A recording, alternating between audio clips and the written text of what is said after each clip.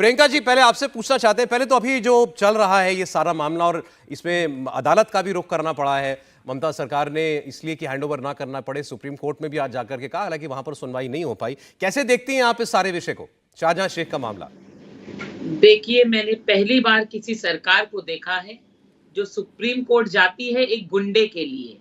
अब दूसरा प्रश्न यहाँ ये भी है, आप टीएमसी प्रवक्ता से जरूर पूछिएगा, जब इन्होंने शाहजहां को सस्पेंड कर दिया तो सरकार क्यों गई सुप्रीम कोर्ट ये कहने के लिए कि मामले की जांच जो है वो ईडी को ना दी जाए।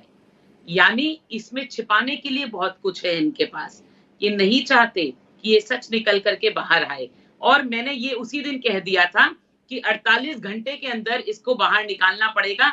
और आप देख लीजिए कि 36 घंटों में ये हुआ, उनको निकालना पड़ा। उस दिन मैंने ये भी कहा था कि इस मामले की जांच पूरी तरह से सीबीआई को जाएगी। और आज मैं ये भी कहती हूँ कि सिर्फ ईडी वाले मामले की जांच नहीं, बल्कि इन नारियों पर जो अत्याचार हुआ है, जो उनका शोषण हुआ है, जो उनका बलात्कार हुआ है, वो सारे जितने भी मामले हैं, आज उन सभी नारियों ने मुझे अपना ये डेटा दिया है।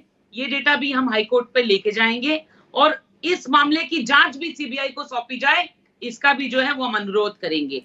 क्योंकि पश्चिम बंगाल सरकार जो है वो दोषियों के साथ है। मानव जायसवाल जी से इसका जवाब ले लेते हैं। जरा मानव जी ये समझा दीजिए कि विपक्ष एग्रेसिव है, सरकार बैकफुट पर आ रही है, महिलाएं नाराज हैं और उस सब के बीच में कोर्ट से भी फटकार लग रही है। ऐसी कौन सी मजबूरी है आपकी कि आपको शाहजहां शेख को डिफेंड करना है हर जगह पर?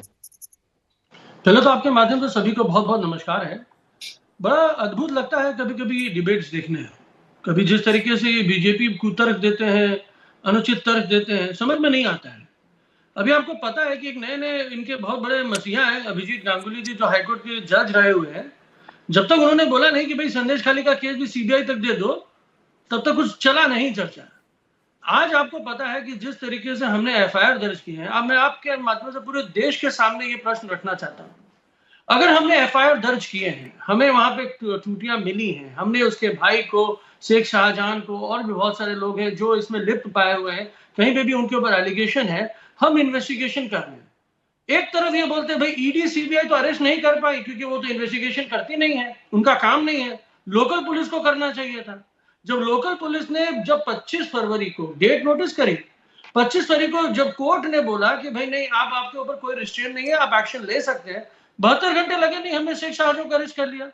आपने शेख शाहजहां को हीरो ड्रकोनियन जो बनाया है, लेकिन 25 से 26 लोग और अरेस्ट हुए हैं। चाहे उत्तम सरदार क्यों ना हो, विकास सिंह जो बीजेपी का बंदा क्यों ना हो, आरएसएस के वहां पे संगठन पाई जा रही है, सब चीज है, लेकिन हमने शेख शाहजहां को अरेस्ट किया और हमको इन्वेस्टिगेशन का टाइम नहीं लेना चाहिए। क्या आपको लगता है कि ये लोग जो आज टीवी पे चढ़ पड़ के मोदी जी आके पूरे देश में संदेश खाली की बात कर रहे हैं, उनके पास मणिपुर के लिए कोई तो संवेदना नहीं होगी क्योंकि उतनी सीटें नहीं है उनकी वहां पे, मैं उम्मीद कर सकता हूँ। लेकिन बहरहाल जो बात यहाँ पे है, हम चाहते हैं कि हमारी माताओं को न्याय मिले, हमारी बहनों के साथ न्याय हो। अगर संदेश खाली में कोई भी त्रुटियां रह गई हो, अगर ये लोग हाई हैंडेडनेस दिखा रहे थे, तो उनकी जनता के सामने इनको न्याय, जनता को न्याय मिले और इनको सजा मिले। हम इन्वेस्टिगेशन करना चाहते हैं, ये चाहते हैं मुद्दा बनाना, इसको लेके सीबीआई को दे दो और सीबीआई इन्वेस्टिगेशन तो कुछ करेगी नहीं, न्याय कब मिलेगा? आज ईडी सीबीआई मानव जी, आज आप सारा मामला ऐसे पेश कर रहे हैं कि हम तो न्याय देना चाहते थे संदेश खाली की महिलाओं को, लेकिन केंद्र की एजेंसियां आ गई या बीजेपी इस मामले को पॉलिटिकल रंग देना चाहती है। देखिए सौरभ जी, मैं तो केवल मैं फैक्ट रखूंगा, वो गलत हो तो आप अभी यहां सबके सामने कह दीजिएगा ऐसा नहीं हुआ था।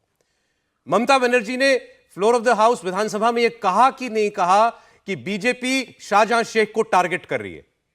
ममता बनर्जी ने यह कहा कि नहीं कहा असेंबली के अंदर कि संदेश खाली में कुछ नहीं हुआ, वो आरएसएस का बंकर है, ये महिलाएं जो मुंह छुपा के आरोप लगा रही हैं, हम इनको भी पकड़ेंगे? बैरागत भी कहा। बहरहाल सुनिए सौरभ जी, हमने क्या किया, दीदी ने क्या बोला और किस संदर्भ में बोला, ये पूरे कॉन्टेक्स्ट को आपको दिखाना होगा। और जहां तक बात है कि आरएसएस का वो गढ़ है कि नहीं है, ये प्रियंका जी जानती है, बोल दीजिए नहीं है, चलो मान लेते हैं कि आरएसएस की कोई वजूद नहीं है वहां पे, बोल दीजिए एक्सेप्ट कर लेंगे।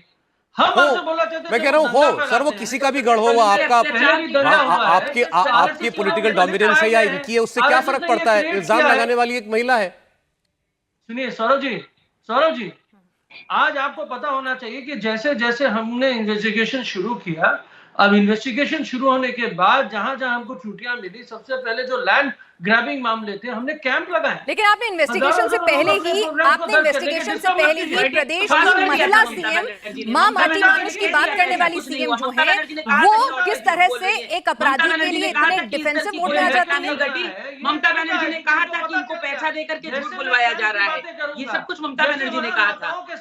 और ममता बनर्जी ने ये तक कहा था कि औरतों को ये बाहरी औरतें हैं, बाहर से लाकर के बुलवाया जा रहा है। एक सेकंड, अब इनके पास कुछ है नहीं। एक सेकंड, मानव जी, ये हमारे और आपके बीच की बहस नहीं है, प्लीज इसको ऐसे मत लीजिएगा आप। सवाल केवल इतना है, आज जब आप ये कहते हैं कि हम न्याय दिलाएंगे संदेश खाली की महिलाओं को, इसलिए बंगाल पुलिस को इस मामले की जांच करनी चाहिए। मैंने याद दिलाया कि ममता बनर्जी चीफ मिनिस्टर ये कह चुकी हैं कि उसको टारगेट किया जा रहा है, शाहजहां शेख को। आप आज मुझे बताइए, आपको जो लोग देख रहे हैं और बंगाल के जो लोग देख रहे होंगे, संदेश खाली की महिलाएं जो आपको सुन रही होंगी, वो किस पर ज्यादा भरोसा करेंगी? उस पश्चिम बंगाल पुलिस पर जिसकी बॉस ममता बनर्जी है, या उस सीबीआई या ईडी पर? सौरभ जी, ये सीबीआई ईडी वाले तोता के ऊपर कोई भरोसा नहीं करता। अच्छा। संदेश खाली की महिला भी भरोसा नहीं करती। उनको ममता बनर्जी पे भरोसा है, इसलिए उन्होंने अपने कंप्लेन आके हमारे तृणमूल कांग्रेस के नहीं, गवर्नमेंट ऑफ वेस्ट बंगाल के कैंप में आके दर्ज कराए हैं। अगर उनको भरोसा लेकिन उस कंप्लेन पर रिएक्शन में आपने इतना टाइम क्यों लगा दिया? भरोसा कंप्लेन ही नहीं आई। 150 जो पट्टे हमने देखिए, इनके पास रेप की कंप्लेन नहीं आई और आज वहां एक जवाब प्रियंका जी का आ जाए। मानव जी, मैंने आपको सुना, एक बार प्रियंका जी का जवाब सुन लीजिए इस पर, उनका कुछ आरोप भी है आप पर, एक बार सुन लीजिए, मैं आता हूँ। ये क्या है कि आज 70 से ज्यादा औरतों ने अपने डॉक्यूमेंट मुझे सौंपे हैं कि आप डायरेक्टली ये डॉक्यूमेंट जो है वो कोर्ट में जमा करिए कि हमारे साथ इस तरह के मामले हुए हैं, छेड़छाड़ के मामले हुए हैं, बलात्कार के मामले हुए। 70 से ज्यादा डॉक्यूमेंट्स आज मुझे दिए गए, जो कि मैं कल कोर्ट में जमा करने वाली हूं। और ये कहते हैं कि इनके पास तो एफआईआर ही नहीं आई, इनके पास फिजिकल असॉल्ट की, सेक्सुअल अब्यूज की कोई एफआईआर ही नहीं आई, रेप की कोई एफआईआर ही नहीं आई, कंप्लेन ही नहीं आई। अरे एफआईआर तो करना पुलिस का काम है, कंप्लेन तो आपने रजिस्टर ही नहीं करी, तो एफआईआर कैसे होगी? और अभी तो आपने और आपकी सरकार ने कहा था कि संदेश खाली एकदम शांत है, आप लोग आग लगाने की कोशिश कर रहे हैं, आप घी डालने की कोशिश कर रहे हैं। तो किसकी जमीन वापस लौटा रहे हैं? जब जमीन छीनी नहीं थी तो लौटा किसकी रहे हैं? और आप क्या जमीन लौटा रहे हैं? आप लौटा रहे हैं जिन चाचियों की चाच की जमीन थी। प्रियंका जी, जवाब आ रहा है, एक मिनट प्लीज बोलिए। आपने मछली की भेड़ी बना दी, सॉल्टी हो गया पानी। मानव जायसवाल जी बोलिए। हाँ प्रियंका जी, सुनिएगा आप जरा उनकी बात, बोलिए मानव जी। अब इनको वहां के डेमोग्राफी का ज्ञान नहीं है। सुंदरबन इलाका का क्षेत्र है, पानियों का बहुत बड़ा है और मछली वहां पे बहुत ज्यादा चाष होती है और उसी का व्यवसाय ज्यादातर लोग वहां पे करते हैं। धान जितना नहीं, वहां पर प्रियंका जी रुकिए, प्रियंका जी रुकिए, मैं आपको समझाती हूँ। रुकिए, आप मेरे को कैरेक्टरिस्टिक्स बताइए, कितने टाइप के लैंड होते हैं? एक होते हैं ज्वाला जमीन, ठीक है, एक होते हैं जो चाष की जमीन होती है, और जहाँ पर खाली पान की खेती होती है। अगर वहाँ नून का पानी, अच्छा ठीक है प्रियंका जी, ऐसी बात नहीं हो पाएगी। प्रियंका जी, ऐसी बात नहीं हो पाएगी।